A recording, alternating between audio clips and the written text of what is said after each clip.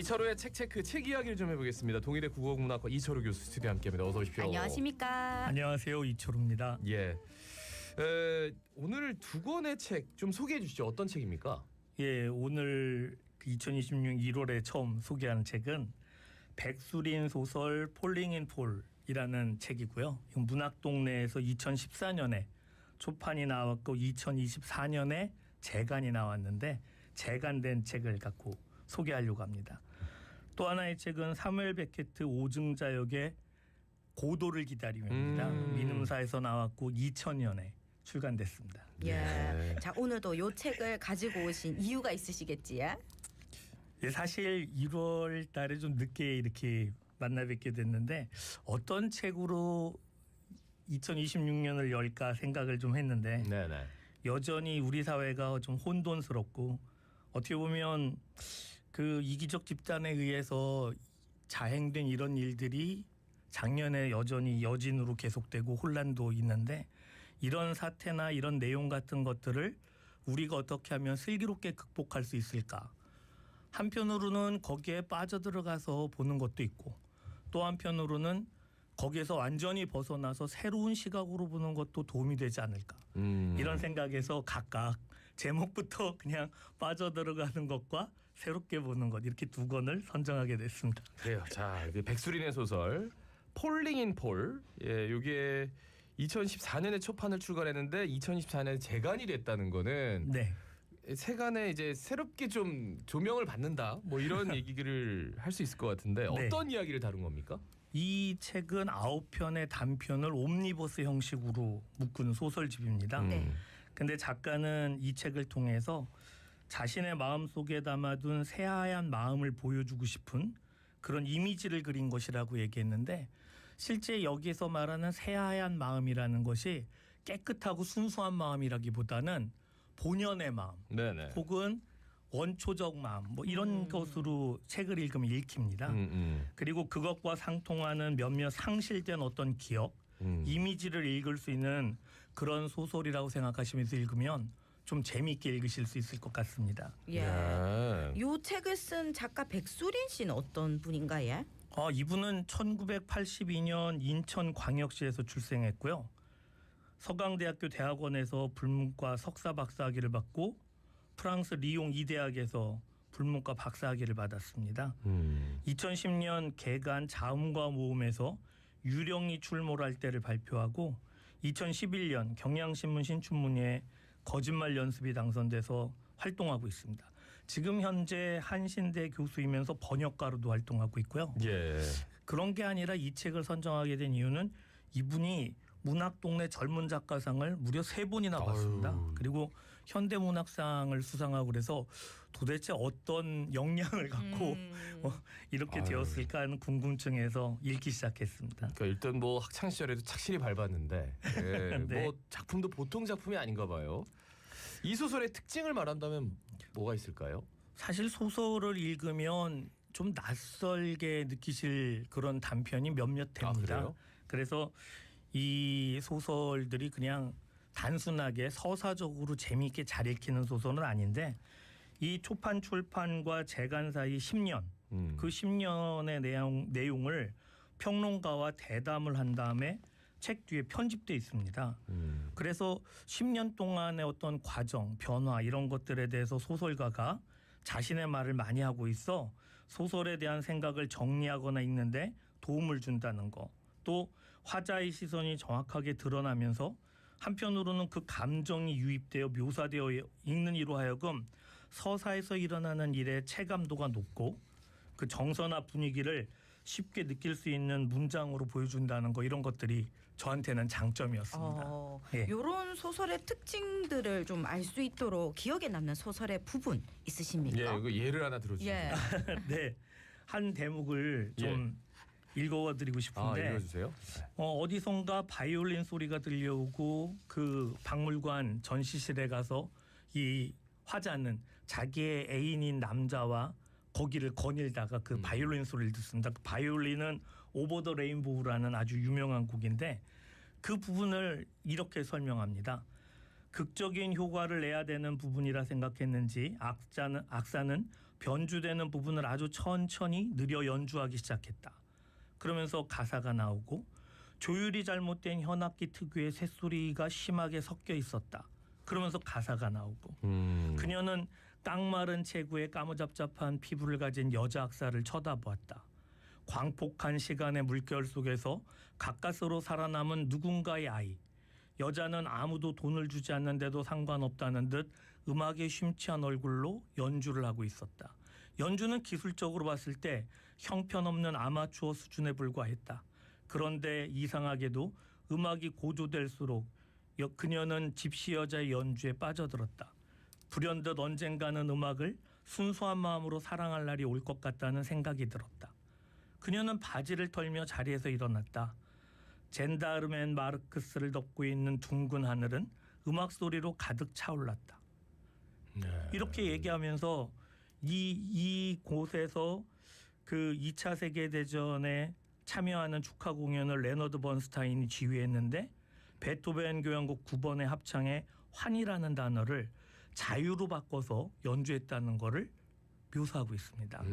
이런 대목이 어쩌면 이 소설이 갖고 있는 어떤 특성적인 부분을 좀 나타내는 것이 아닌가 이렇게 생각하고 있습니다. 그래요. 왜냐하면 이 화자의 시선과 청각적 소리, 머릿속의 생각이 겹치면서 한편으로는 기억이라는 어떤 대목을 가져와 자신이 지금 갖고 있는 이 장소에서의 느낌이나 왜 여기에 왔고 사랑하는 이와 이런 내용을 공유하고 싶었는지에 대한 여자의 마음을 모두 드러나도록 서술하는 방법, 이런 게 좀 온전히 나타난 것이 아닌가.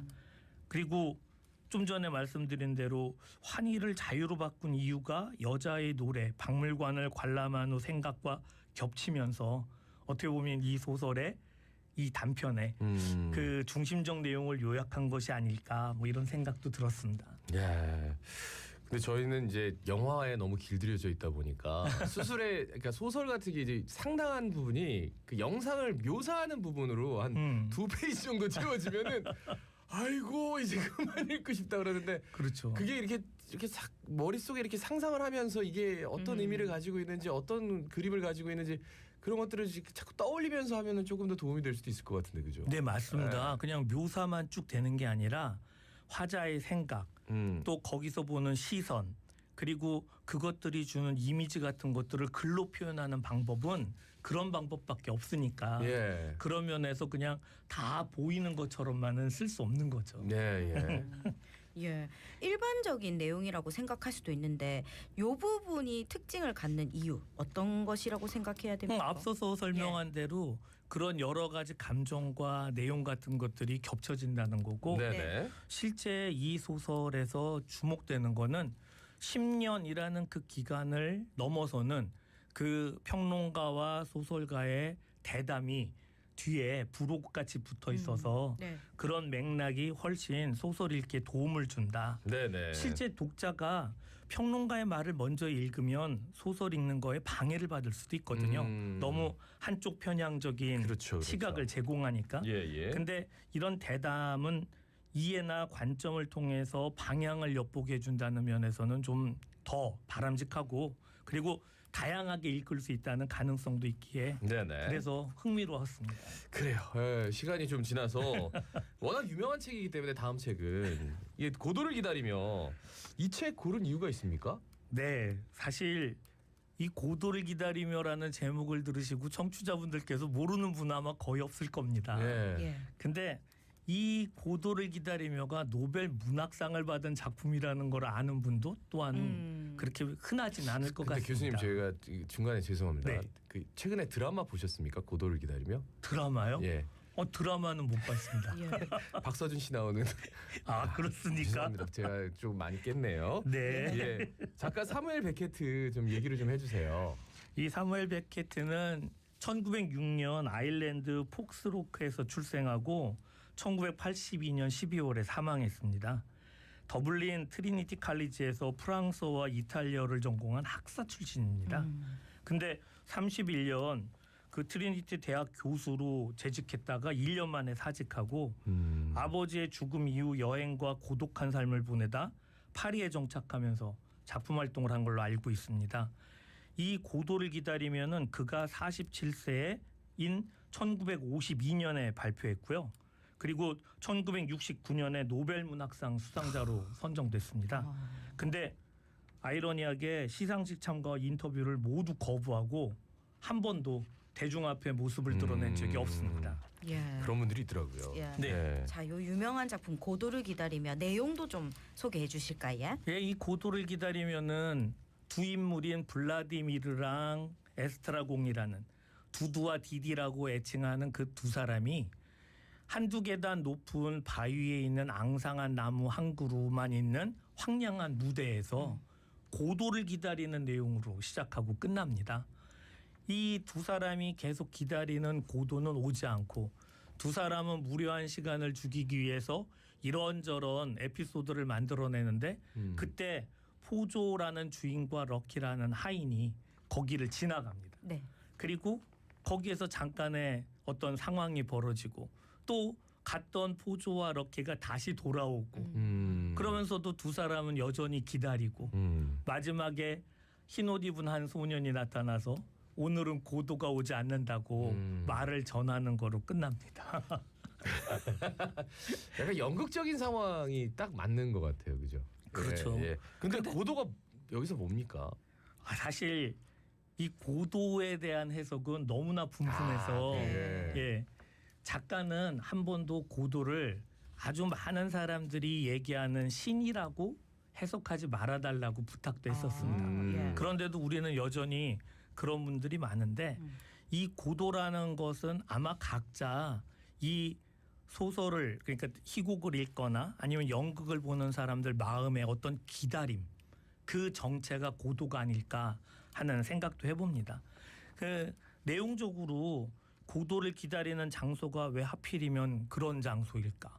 한두 계단 높이에 있는 바위에서 그것이 조금 더 멀리 내다본다고 계속 고도를 바라보는 그 작중인물들을 보면 우리가 살아가는 삶이라는 것이 그 정도의 예단밖에 없지 않는가 하는 반성도 되고요. 네. 또 그렇게 무료하게 흘러가는 시간을 때때로 우리는 그냥 마치 죽이듯이 살고 있는 건 아닌가. 그리고 그런 상황 속에서 변주되는 인간의 모습이 나의 다른 모습이 아닐까. 뭐 이런 생각을 하게 된다는 거죠. 그 자체가 하나의 그 뭐 화두 같은 거네요, 그죠? 예. 예. 여러 가지로. 근데 이게 노벨 문학상을 받은 데는 이유가 있지 않겠습니까? 그 이유 중에 하나가 아마 저의 소견으로는 여기에서 이 작가인 베케트가 말이라는 것, 우리가 언어로 호칭하는 그 말이 인간을 존재지으면서 한편으로는 그 누구도 아닌 사람들, 다시 말하면 우리가 한국어를 사용하지만 영어를 쓰는 낯선 사람을 만났을 때는 그의 말을 하나도 못 알아듣잖아요. 네네. 근데 둘 다 존재하는데 소통하지 못하잖아요. 그런 상황이 갖고 있는 말에 대한 이해가 이렇게 덧없다는 것을 한편으로는 발견하게 하고 또 그 이해가 말에 따라 달라진다는 것, 그것이 말의 개념을 넘어서려는 어떤 의도를 보여준다는 점, 네네. 이런 것들이 문학상을 아마 선정하는 계기에서 이건 정말 특별하구나 하는 생각을 했던 것 같습니다. 특히 이 작가인 베케트가 프랑스어로 이 작품을 발표한 이후에 영어로 고쳐서 다시 발표해요. 예. 근데 그 두 작품 사이에 고유명사나 또는 표현에 약간의 차이가 있는 것이라고 알려져 있습니다. 올해 두 권을 또 처음으로 이제 소개해 주셨는데 예, 기대감을 좀 말씀해 주신다면 짧게 좀 여쭙겠습니다. 예, 뭐 2026년이 새로 시작됐고 벌써 1월이 다 가고 있는데 꼭 마음먹은 바를 실천하는 그러한 해가 되셨으면 좋겠고요. 무엇보다도 일상성이라고 말하는 하루의 평온함 또는 아무 일 없음 이런 것들이 얼마나 소중한지 우리는 작년 동안 네. 확연하게 느꼈습니다. 그러한 생활들이 지속되기를 바랍니다. 예, 오늘 백수린의 소설 폴링 인 폴 그리고 샤밀 베케트의 고도를 기다리며 두 권 소개 잘 받았습니다. 고맙습니다. 감사합니다. 네, 고맙습니다. 예, 독일의 국어국문학과 이철우 교수였습니다. 오늘 부산 날씨 대체로 맑은 가운데 춥겠습니다. 오늘도 감기 조심하시고 좋은 하루 보내시기 바랍니다. 지금까지 저는 자갈치 아줌의 18,860회 김진수. 아나운서 김동현이었습니다. 오늘도 건강하시고요. 다음 주에도 들으러 이서.